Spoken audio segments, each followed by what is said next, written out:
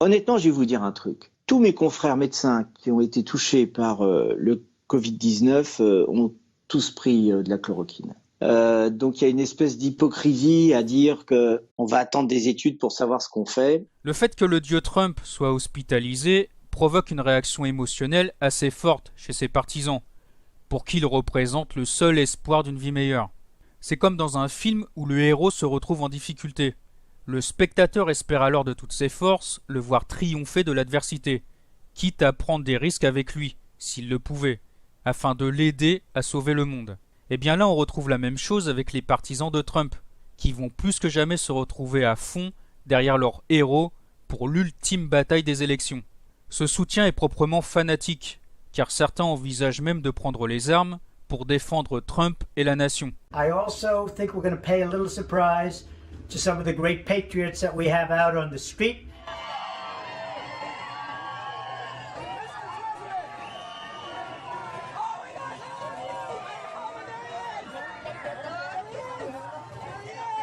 God bless our president. I will die for him. I will die for that man happily. I will die for him.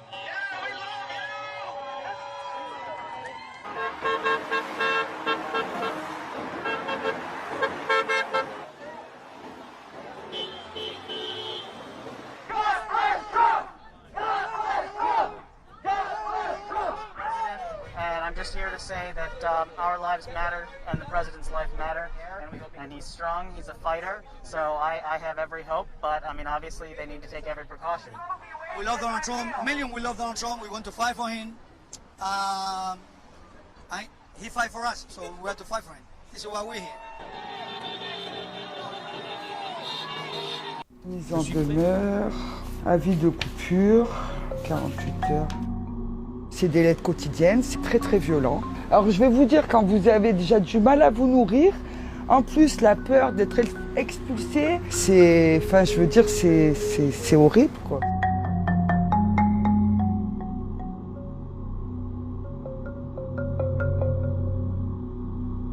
Nous constatons que votre dette s'est aggravée. Ah bah oui, ma situation s'aggrave, oui. Oui, ça s'est bien aggravé. C'est la première fois de ma vie où j'ai pas payé mon loyer. J'ai jamais été endettée jusqu'ici.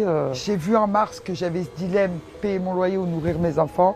Du coup, pour avril et mai, le dilemme, c'était non, je nourris mes enfants. Je vois certaines discussions sur les réseaux sociaux. Il y a certains mythes qui sont erronés. Moi, je vous le dis tout de suite, j'habite en Asie, ça fait plus de 10 ans. J'habite actuellement au Japon. Je connais très bien les autres pays d'Asie, que ce soit la Chine, la Thaïlande, la Corée du Sud, puis ça, les Philippines. Il faut bien comprendre une chose. Déjà, en partant, les Asiatiques portent le masque depuis plusieurs années pour une raison. La pollution de l'air. Oui, en principe, en particulier en Chine, où l'air elle est vraiment irrespirable et parfois on pourrait même couper, autrement dit, le nuage de pollution au couteau tellement qu'il y a des particules de toutes sortes en suspension dans l'air qui fait que ça crée des problèmes d'asthme ou d'autres problèmes respiratoires. Donc, forcément, les gens se couvrent le nez, la bouche pour éviter de respirer ces toxines-là, ces toxines-là. Aussi, on a des problèmes aussi de pollution, malheureusement, en Corée du Sud et au Japon, parce que on est proches, on est voisins, donc malheureusement, les nuages toxiques qui proviennent de Chine et de d'autres pays asiatiques qui polluent ils vont polluer énormément. On est tous proches les uns les autres. Donc, ces nuages de pollution-là, malheureusement, arrivent aussi au Japon et causent exactement les mêmes problèmes, peut-être moins graves qu'en Chine, bien sûr, mais c'est palpable. Les gens ici, on le regarde sur les voitures, parfois quand il y a des alertes à la pollution, on passe le doigt comme ça et on voit très bien qu'il y a une pellicule de particules qui s'est formée sur la voiture ou sur les vitres aussi. Il faut régulièrement laver les vitres. Moi, je suis toujours en train de laver les vitres ou parfois on peut mettre aussi des paravents comme ça parce que c'est incroyable toutes ces particules-là en suspension dans l'air qui se déposent sur tout et nos matériels aussi à l'extérieur. Tout se désagrège rapidement ici à cause de ce phénomène-là de pollution, mais aussi des particules qui proviennent du désert de Gobi. Oui. On appelle ça le yellow sand, ce qui veut dire des cendres jaunes qui viennent par courant, souvent au printemps et à l'automne. Il y a des alertes météorologiques qui demandent aux gens de porter le masque, surtout les personnes qui sont fragiles au niveau respiratoire. S'il vous plaît, portez le masque parce que il va y avoir un nuage de particules jaunes qui provient du désert de Gobi. Et ça, je vous le dis, c'est infernal. Les yeux veulent vous sortir de la tête. Il y a des gens même qui vont porter des espèces de lunettes, là, des goggles, là, parce que c'est incroyable qu'est-ce que ça peut faire aux yeux. Ça pique, les yeux vous pleurent, vous éternuez, vous avez de la difficulté à respirer, vous avez toujours un chat dans la gorge. Parfois, le masque, c'est probablement la meilleure solution pour éviter ces désagréments-là, parce que c'est vraiment, mais vraiment, disons, je ne sais pas que c'est invivable, mais bon, c'est désagréable, et parfois, ça peut vous réveiller la nuit, parce que vous avez vraiment un chat dans la gorge, vous avez l'impression de toujours avoir avalé un truc, finalement, le masque, ça, c'est une solution. Maintenant... quelle était la moyenne d'âge des défunts? Est-ce que En tout cas, moi, ce que j'ai constaté dans tous mes clients, les 3/4, c'était des personnes vraiment très âgées. 80 ans plus, et voire plus. C'était peut-être un peu moins de temps en temps, mais c'était quand même bien autour des 80 ans. Les octogénaires, d'accord. Vraiment, c'était des personnes âgées, c'était pas des jeunes. Non, en tout cas, moi, à ma connaissance, il n'y en a pas eu dans mes clients. Quand je dis mes clients, c'est les pompes funèbres.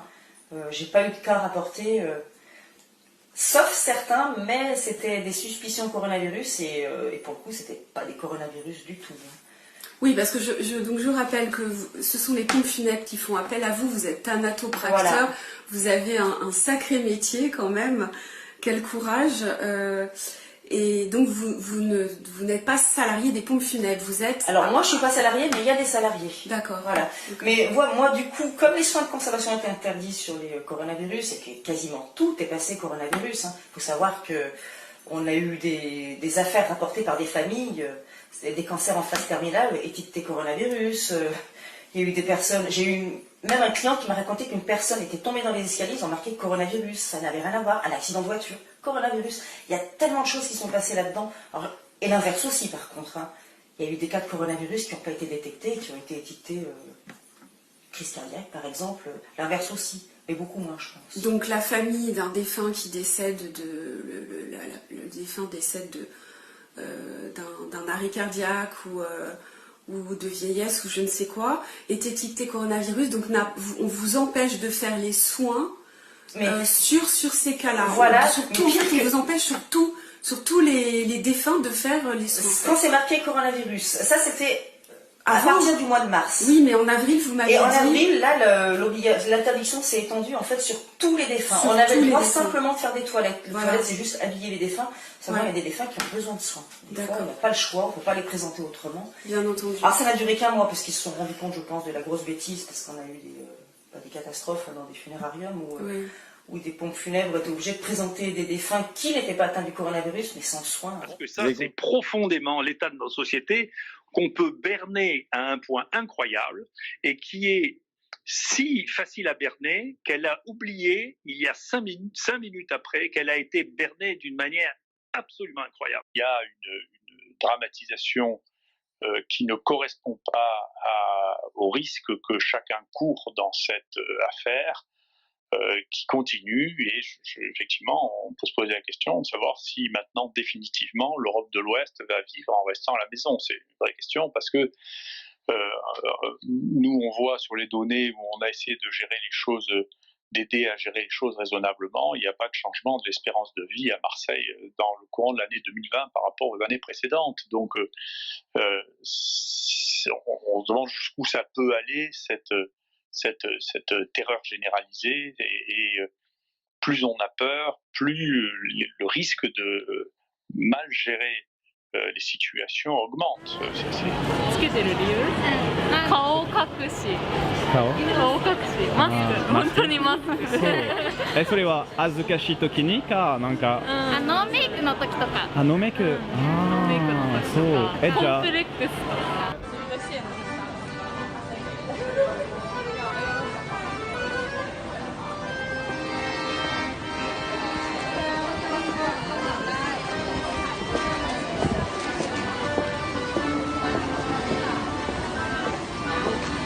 Quand il m'a vu, il m'a dit, mon fils, partons d'ici. Partons d'ici car ils vont me faire mourir ici. L'homme est consultant international. Sa maman de 89 ans souffre d'une pneumonie. Début avril, le home la prévient qu'elle est dans le coma. Il tente de la faire hospitaliser. Moi, je lui dis, elle n'a pas le Covid. Hein. Elle a été hospitalisée avant pour des problèmes pulmonaires. Tout ce qu'ils disent, c'est qu'on ne va pas l'hospitaliser. Par après, j'ai vu dans le rapport qu'elle a marqué Covid plus. Qu'est-ce que ça veut dire, ça, Covid plus? Il n'y a pas de test qui a été fait. Les protestations du fils n'y feront rien. Et quand il revient à la maison de repos le lendemain, il dit ne pas en croire ses yeux. Le lendemain, plus de perfusion, rien du tout. Il lui avait fait une piqûre de morphine. La direction, ils avaient dit il faut la laisser partir, la laisser disparaître. Et donc, c'était probablement un poids pour le home. Il ne voulait plus s'en occuper, à mon avis. Et voilà, c'était la mort lente. À 18h du soir, il était décédé. Je suis prêt à me battre pour lui, à mourir pour lui. Voilà les mots de ces fanatiques endoctrinés. Leur faux sauveur les mènera droit à la guerre civile. Et bien sûr, les médias jouent avec l'émotion de ces gens en changeant d'avis presque chaque heure sur l'état de santé de Trump. Ces montagnes russes émotionnelles ne font que renforcer le fanatisme de ses partisans. Le fait de se déclarer souffrant fait aussi partie d'une stratégie électorale, car les indécis pris par l'émotion suscitée par son état de santé vont se rallier à sa cause par milliers.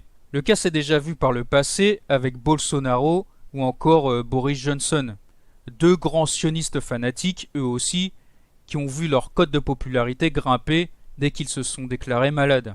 D'ailleurs, un récent sondage annonce que Trump est passé devant Biden au niveau des intentions de vote. Le faux sauveur qui chute pour mieux se relever, qui affronte le danger et qui frôle même parfois la mort, cela est une grande caractéristique des antéchrists historiques. On peut citer quelques exemples, comme Napoléon, qui a perdu son pouvoir avant de le récupérer, Hitler qui a été victime d'un attentat et qui en est ressorti indemne, Staline dont on ne compte plus les tentatives d'assassinat déjouées contre sa personne. Des exemples comme ça, les historiens pourraient en trouver un tas d'autres, je pense. Et d'ailleurs, vous savez bien que si vous êtes malade, vous voulez que je vous dise quelque chose, monsieur Morandini, j'ai une très grosse expérience. Si vous êtes malade, la semaine prochaine, vous allez m'appeler. Je pense.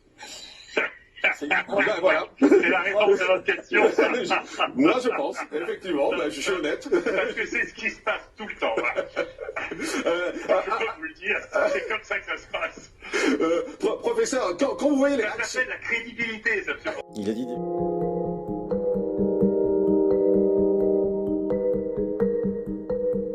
On me demande de payer rapidement les 2 loyers que je n'ai pas payés pendant le confinement, l'électricité que je n'ai pas payée pendant le confinement et l'eau aussi que je n'ai pas payée.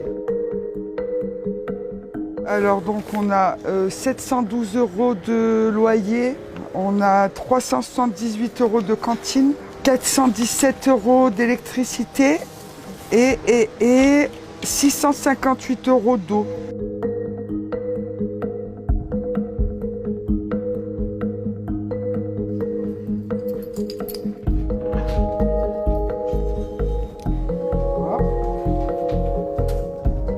Le confinement nous a plongé dans les dettes, voilà. Mais avant ça, on jonglait déjà avec nos factures. Ouais. Donc la 5e raison, c'est au travail. Parfois, on n'a pas envie de montrer ses émotions aux autres. On n'a pas envie que, par exemple, son supérieur puisse un peu lire ce qu'on a dans le cœur.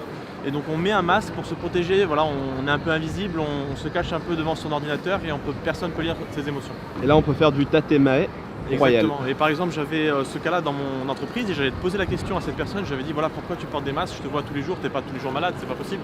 Et il m'a expliqué voilà, c'est pour pas que les autres puissent découvrir mes émotions. Je suis un peu pudique et je préfère garder ce voile entre guillemets. そちらはどうして理由は？あんまりしたくない私は。本当？マスクどうしてマスク好きじゃない？顔が隠れるから。自信ある。嫌なのここにあるのがここにあるのが。Et vous voyez cette augmentation majeure qu'a été le tsunami de la première vague et l'équivalent actuel de ce qu'on nous annonce avec une épidémiologie liée à des modélisations fausses, fondées sur de mauvaises hypothèses, voudrait nous faire croire qu'il existerait une deuxième vague avec 30 000 nouveaux décès d'ici novembre. Voilà ce qu'il faudrait voir apparaître pour arriver à 30 000 nouveaux décès supplémentaires en novembre. Ce n'est pas du tout le chemin qui est pris actuellement. Voilà l'écart actuel entre l'hypothèse et la réalité. Et c'est donc bien cette énorme différence qui crée toute la controverse actuelle et qui nous dit, avec les 76 décès hier, il n'y a pas en Europe comme en France d'excès de mortalité dans la dernière semaine actuellement, et il n'y a pas eu ensuite pour l'été ni pour l'automne, pour l'instant, de réaugmentation de cette mortalité. Pour montrer ce que sont finalement les écarts entre l'observation réelle et les mesures qui ont été prises, en particulier dans les zones écarlates, vous avez ici le nombre de personnes qui ont augmenté en réanimation, les hospitalisations et les décès depuis le mois d'août jusqu'au 6 octobre. Vous voyez que par rapport à la ligne des 5000 lits de réanimation, on est à 28%, mais par rapport aux 7000 qui étaient celles que nous avions atteintes au mois de mars, on est à 20%, et par rapport aux 12 000 annoncés par les instances sanitaires, nous ne sommes qu'à 12%. Donc, un certain nombre de publications nous ont dit que 45% de la population suffirait, et non pas les 70% vaccinaux, pour pouvoir obtenir cette immunité collective. Si vous faites le total de tout ce qui a été vu semaine après semaine des cas positifs, 1 million de personnes tétées la semaine dernière, 10% de positivité. Ça veut dire qu'on est à 14 millions de personnes qui se positiveront d'ici la mi-novembre et probablement entre 25 et 30 millions de personnes d'ici la fin de l'année. Donc, le site qui nous donnait cette valeur de 45% pourrait très bien se trouver établi. Et c'est cette question-là qui revient à nous poser la question du masque bigoudin et de son utilité. Merci. Donc, c'est ça. C'est que là, il y a beaucoup de mythes qui disent « Ouais, mais finalement, le Japon, tout ça, ils ont évité la pandémie. Bon, il n'y a pas eu beaucoup de morts parce que tout le monde porte le masque. » Non, parce que, comme je vous dis, les gens portent n'importe quoi, donc ça, c'est pas considéré, écoute, ça provient d'un magasin de fourniture de danse, hein? C'est pas certifié que c'est pour les virus, c'est pour les danseuses du ventre, hein? C'est pour faire des spectacles, hein? Donc je pense pas que ça puisse protéger vraiment des virus, comme tous les autres masques aussi, que les gens se fabriquent eux-mêmes avec du tissu, là, hein, c'est pas... je ne pense pas que ça soit... j'ai même vu des masques en dentelle. Mais oui, mais dans la dentelle, il y a des trous là-dedans.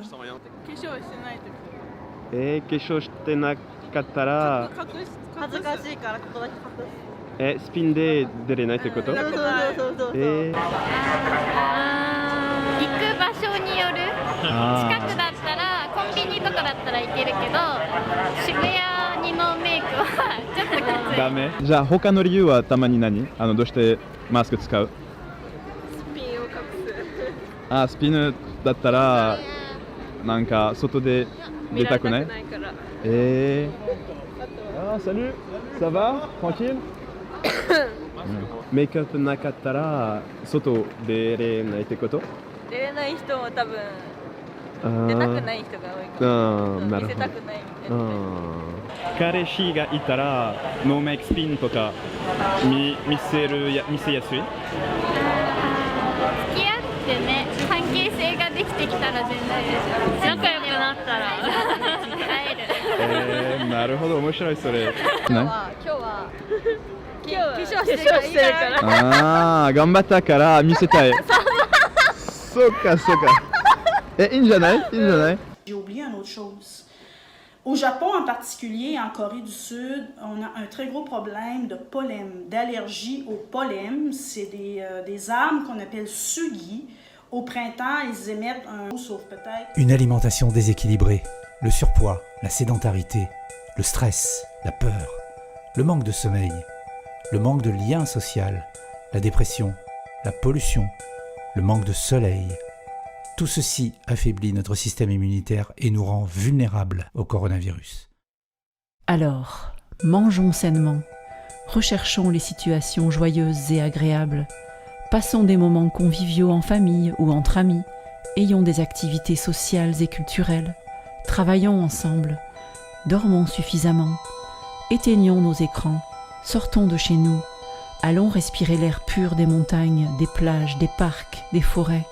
Profitons des bienfaits du soleil, pratiquons la relaxation, faisons du sport, occupons-nous de nos aînés tout en les protégeant.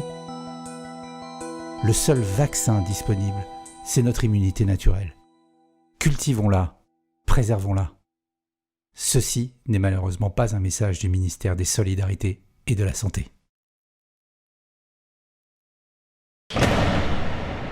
On me prend pour une folle. Et moi j'ai compris leur petit jeu. Ils préparent leur guerre. En fait, s'ils nous apprennent à nous détester, c'est pour qu'on n'ait plus à hésiter quand ils nous demanderont de nous tirer dessus. Mais quand ça arrivera, moi, je saurai qui appeler. Pour Trump, cette chute et cette résurrection, qui sera sans doute symbolisée par sa réélection, lui donnera le pouvoir d'accentuer les tensions communautaires et raciales aux États-Unis et les tensions internationales au Moyen-Orient, car le destin de Trump est lié à Israël. Si du côté de ses partisans, ce petit coup politique de l'hospitalisation renforce sa figure de sauveur héroïque, du côté de ses détracteurs, cela renforce au contraire sa figure de fou nationaliste, complètement irresponsable, qui nie la dangerosité du virus.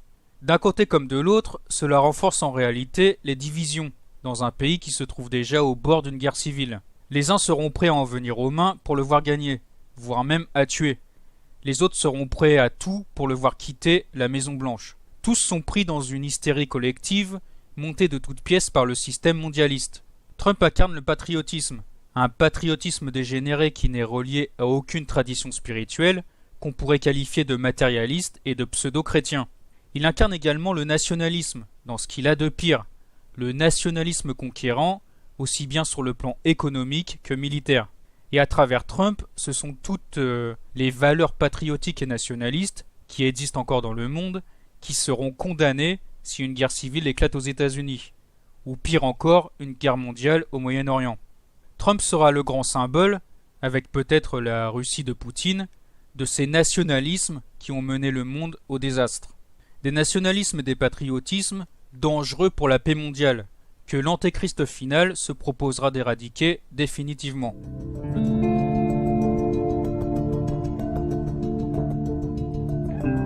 Nous, on doit se justifier parce qu'on est toujours de mauvaise foi.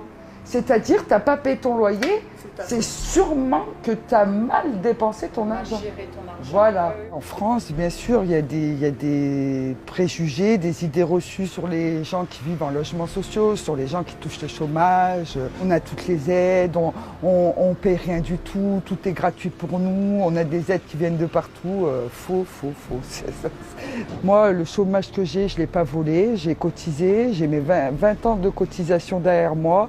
Je vois pas comment on peut m'apprendre à gérer mes 1 200 € et me faire croire que c'est parce que je gère mal mon argent que j'en suis là. À un moment, c'est au pouvoir public de prendre leurs responsabilités. Il y en a marre de justifier d'être pauvre, quoi.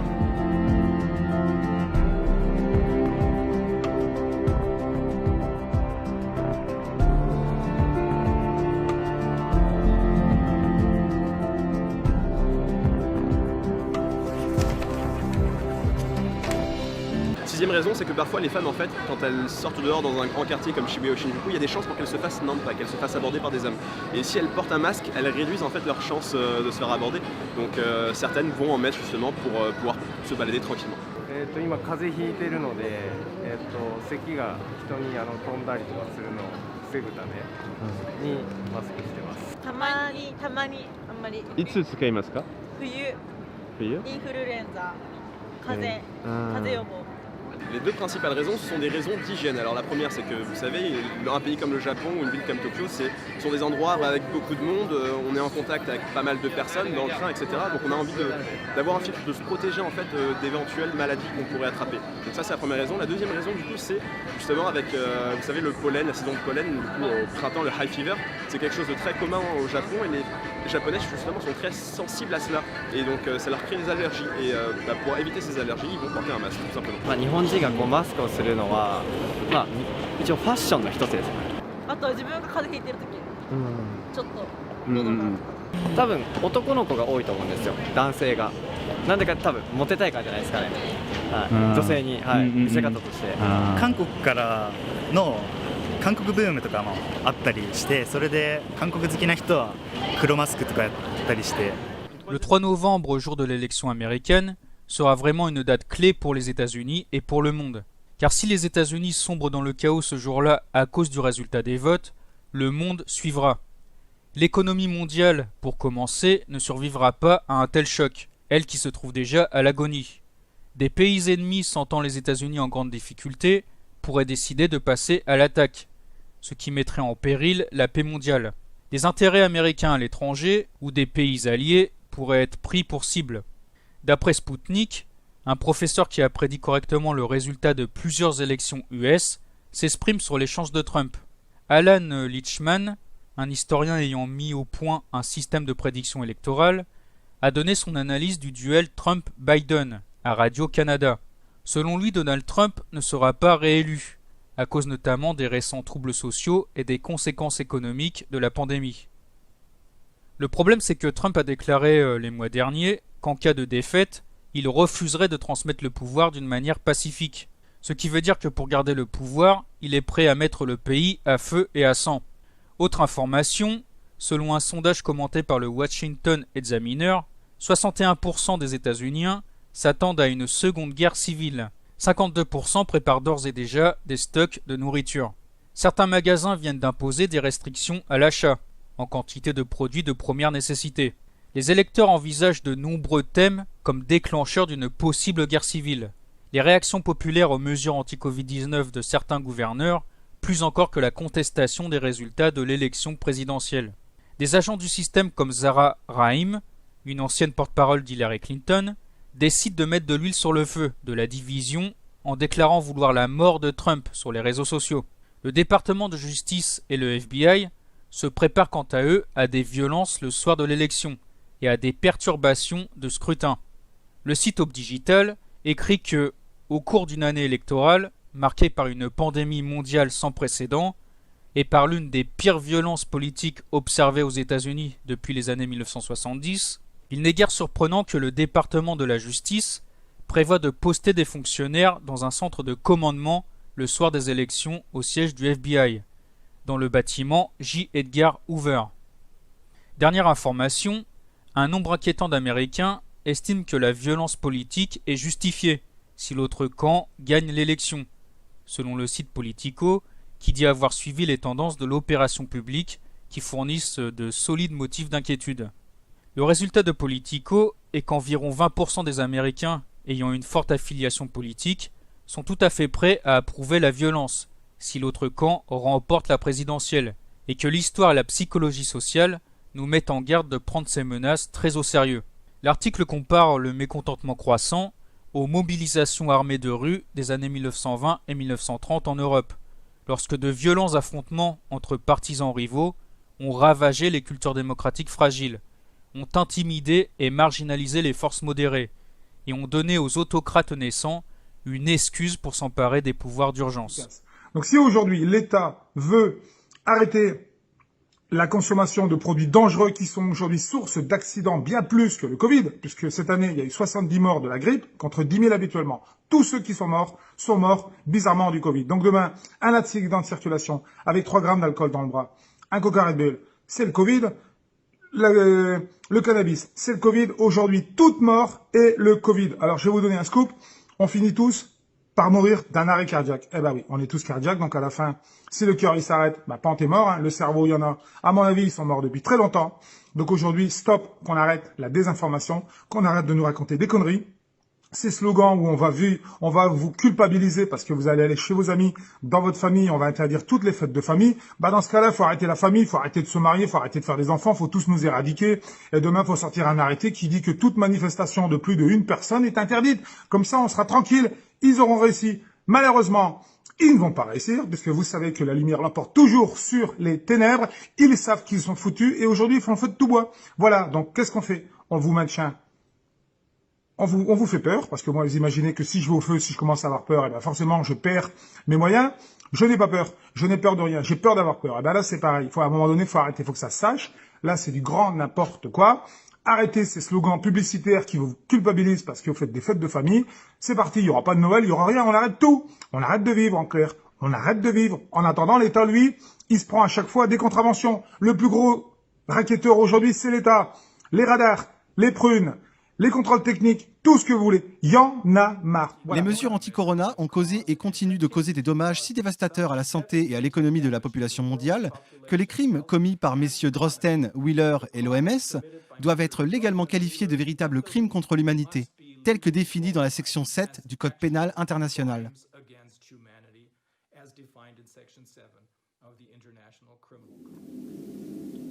Éteignez la télé, éteignez votre téléphone, résistez et démontez le discours médiatique et politique qui accourt actuellement et essayez d'imaginer qu'est-ce que vous avez envie pour le monde, pour les autres, pour vous. Est-ce que vous voulez des petits vieux dans des cages en verre? Est-ce que vous voulez des enfants masqués? Est-ce que vous voulez des enseignants qui ont peur? Est-ce que vous voulez des gens qui ont peur de tous les côtés? Ou est-ce que vous avez envie d'avoir confiance en la vie, de laisser les virus circuler comme ils veulent, de prendre soin des plus fragiles, de ceux qui en ont vraiment besoin et qui risquent de faire des formes graves, et de laisser les autres être tranquilles, faire leur vie? Est-ce que vous voulez être infantilisé par un gouvernement, ou est-ce que vous voulez être responsable de votre propre vie? Il est temps de choisir. Merci à tous.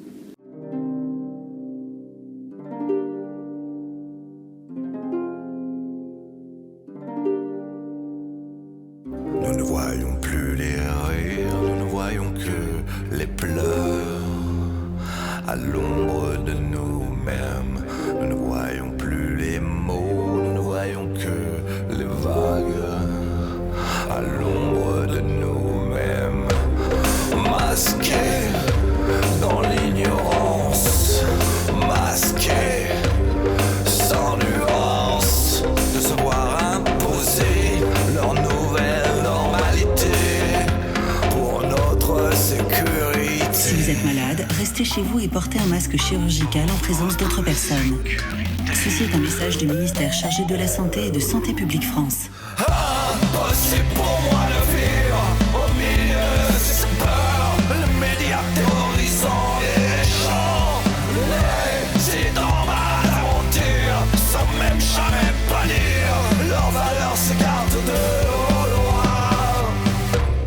loin. Masquer les apparences, masquer leur gouvernance, on se doit imposer leur nouvelle normalité pour notre sécurité. Si vous êtes malade, restez chez vous et portez un masque chirurgical en présence d'autres personnes. Impossible pour moi de vivre au milieu de ces peurs, le média terrorisant les gens, les dans ma aventure, sans même jamais pâlir, leurs valeurs s'écartent de loin. Mais nous sommes là pour changer les choses, les diables deviendront anges, et toi tu ne vois pas ce qui se passe dans les sous-bois de ce tumulte et ce fracas. Mais nous sommes là pour changer les choses, les diables deviendront anges, et toi tu ne vois pas ce qui se passe dans les sous-bois de ce tumulte et ce fracas.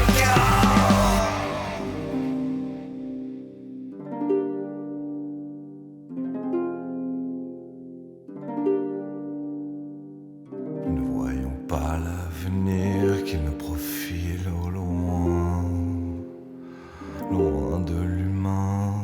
Nous ne voyons que les craintes, la peur du lendemain.